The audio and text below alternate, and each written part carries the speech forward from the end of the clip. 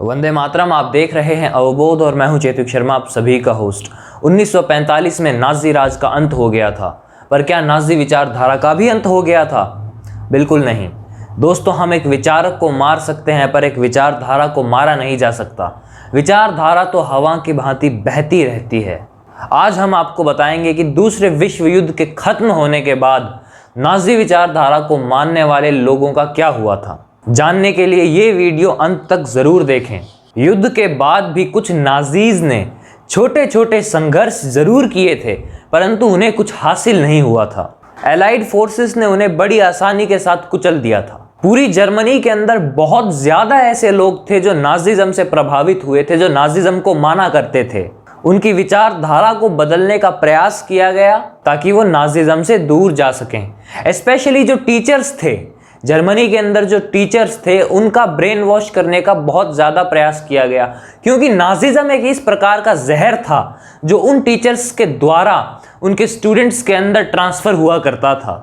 उन टीचर्स की सोच का परिवर्तन करना बहुत ज़्यादा ज़रूरी था और ये किया भी गया था। जब नाजी राज था तब लाखों करोड़ों निर्दोष लोगों को बड़ी ही क्रूरता के साथ मार दिया गया था। स्पेशली जेविश कम्युनिटी और डिसेबल्ड लोगों के प्रति तो नाजीज की जो सोच थी वो कुछ ज्यादा ही कठोर थी। जब युद्ध के बाद एलाइड फोर्सेस ने जर्मनी पर कब्जा किया, जर्मनी को ऑक्यूपाई किया, तब उन्होंने नाजी राज के दौरान क्या क्या होता था उस सब की जांच पड़ताल की। एज अ रिजल्ट जो बातें सामने निकल कर आई वो वाकई दिल दहला देने वाली थी। हॉलोकास्ट की खौफनाक सच्चाई लोगों के सामने आई। कंसंट्रेशन कैंप्स, गैस चेम्बर्स, इन सब के बारे में लोगों को पता चला।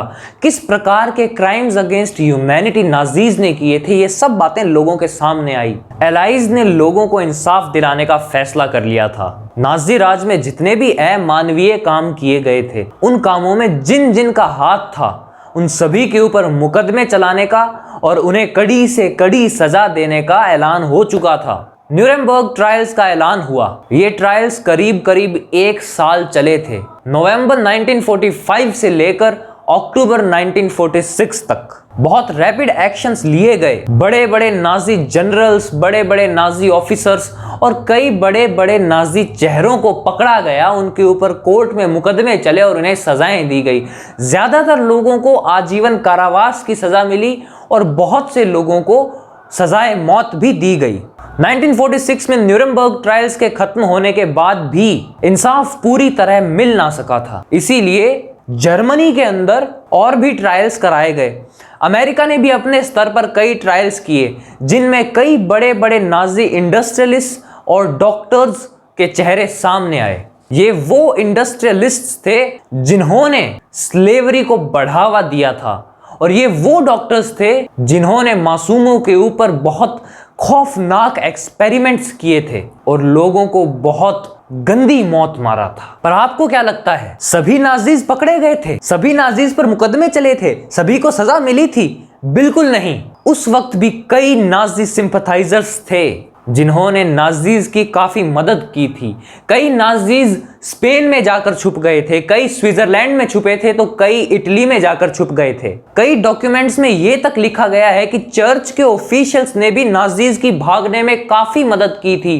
कई पादरियों ने नाजीज का समर्थन किया था, कई बिशप्स ने नाजीज का समर्थन किया था। इन लोगों की मदद के कारण नाजीज बहुत सक्सेसफुली भाग रहे थे अलग अलग जगह। यूरोप अब नाजीज के लिए एक सुरक्षित जगह नहीं थी। वहां पर एलाइज का दबदबा था। नॉर्थ अमेरिका के अंदर यूएसए और कनाडा का दबदबा था। एशिया और अफ्रीका के अंदर फ्रांस और यूके की बहुत सारी कॉलोनीज थी, तो वहां पर भागने का तो कोई मतलब ही नहीं बनता।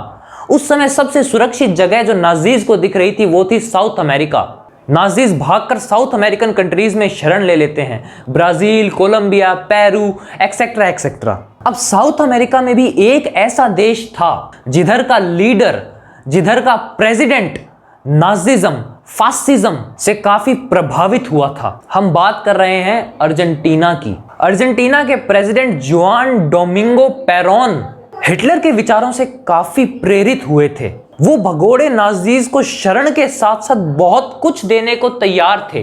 पेरोन ने अपने देश के ऑफिशियल्स और डिप्लोमेट्स की मदद लेते हुए नाजीज को भागने में काफी सहायता की थी। उसका यह मानना था कि नाजीज को अपनी सेना में वो भर्ती कर लेगा, जिसके चलते उसकी सेना की शक्ति बहुत बढ़ जाएगी। नाजीज यूरोप से भागकर साउथ अमेरिका सुरक्षित पहुंच सकें, इसके लिए एक एस्केप सिस्टम बनाया गया, जिस सिस्टम को हम रेड लाइंस कहते हैं। देखिए, अलग अलग एस्केप रूट्स तय किए गए, जैसे कि जर्मनी से वो भागते स्विट्जरलैंड में, स्विट्जरलैंड से इटली, इटली से साउथ अमेरिका, या फिर वो लोग भाग जाते स्पेन और स्पेन से भाग जाते साउथ अमेरिका। साउथ अमेरिका में स्पेशली अर्जेंटीना में जो नाजीज थे वो अपना नाम बदलकर आम जिंदगी जीने लग गए थे। यहां तक कि कई नाजी ऑफिशियल्स ने तो अपना नाम तक बदलने का नहीं सोचा। वो वहां पर अर्जेंटीना में अपनी रियल आइडेंटिटी के साथ आराम से अपना जीवन बिता रहे थे। इनफैक्ट साउथ अमेरिका भागे हुए कई नाजीज तो जीते जी कभी पकड़ में ही नहीं आए। इसका मैं आपको एक बहुत बड़ा उदाहरण देने वाला हूं। जोसेफ मेंगले, ये इंसान एंजल ऑफ डेथ के नाम से जाना जाता था। ये वो इंसान था जिसने प्रिजनर्स ऑफ वॉर और बहुत से आम नागरिकों पर बहुत ही खौफनाक एक्सपेरिमेंट्स किए। वर्ल्ड वॉर के बाद ये बंदा कई जगह भागा। बाद में ये भागकर अर्जेंटीना आ गया था। अर्जेंटीना से ये बंदा ब्राजील चला गया था। वहां पर ये अपना नाम बदलकर आराम से रहने लगा। 1979 में इस बंदे की मृत्यु हो जाती है। उसके बाद में लोगों को पता चलता है कि इसकी रियल आइडेंटिटी क्या थी। 1948 में इजराइल बना। ये उस कौम का देश था जिस कौम को नाजीज ने बहुत प्रताड़ित किया था। इजरायली एजेंसी मोसाद ने भी बहुत नाजी हंटिंग की थी। इनके द्वारा नाजी हंटिंग का एक बड़ा उदाहरण अगर आपको दिया जाए तो वो उदाहरण होगा अडोल्फ एइचमान का। इस बंदे ने होलोकास्ट ऑर्गेनाइज करने में एक बहुत प्रमुख भूमिका निभाई थी। इसकी लोकेशन अर्जेंटीना में ट्रेस की गई। मोसाद ने एक ऑपरेशन चलाया और इसको वहां से पकड़कर इजराइल ले गए। इजराइल में इसके ऊपर एक मुकदमा चला, जिसके बाद में इसको सजा दे दी गई। नाजी हंटिंग की दुनिया में एक ऐसा नाम उभर कर आया जिसने नाजीज की लंका लगा दी थी। ये इंसान था साइमन। ये खुद एक यहूदी था और होलोकास्ट सर्वाइवर था। इसने प्रण लिया था कि मैं नाजीज से बदला लेकर रहूंगा।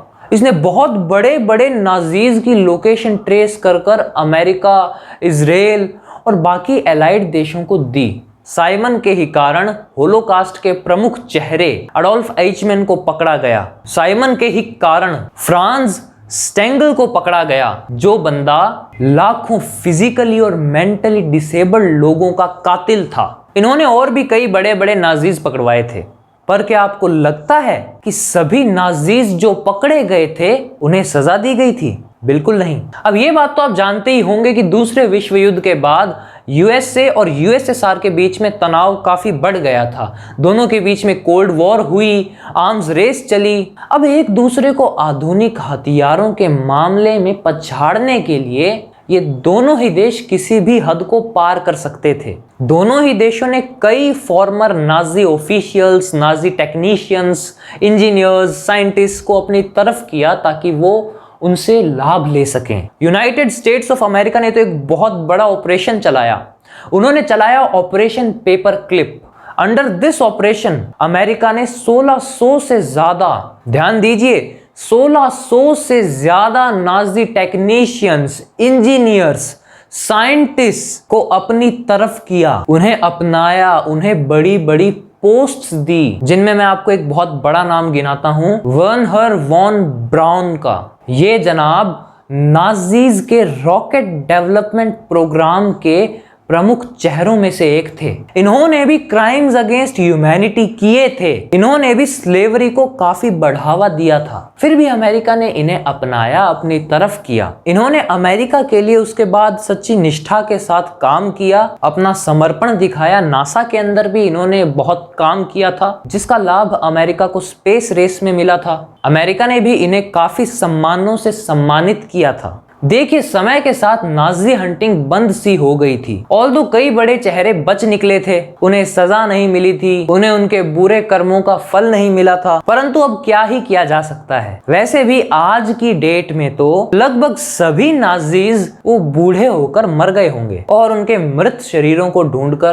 किसी भी देश को कोई लाभ नहीं होगा, सिर्फ और सिर्फ पैसे की बर्बादी होगी। चलिए अब हम आपसे विदा लेते हैं, और इंटरेस्टिंग और नॉलेजेबल वीडियोस देखने के लिए हमारे चैनल को सब्सक्राइब कर लें, साथ ही साथ नोटिफिकेशन बेल भी दबा दें ताकि आपको हर नए वीडियो की नोटिफिकेशन सबसे पहले मिले। जय हिंद, जय भारत।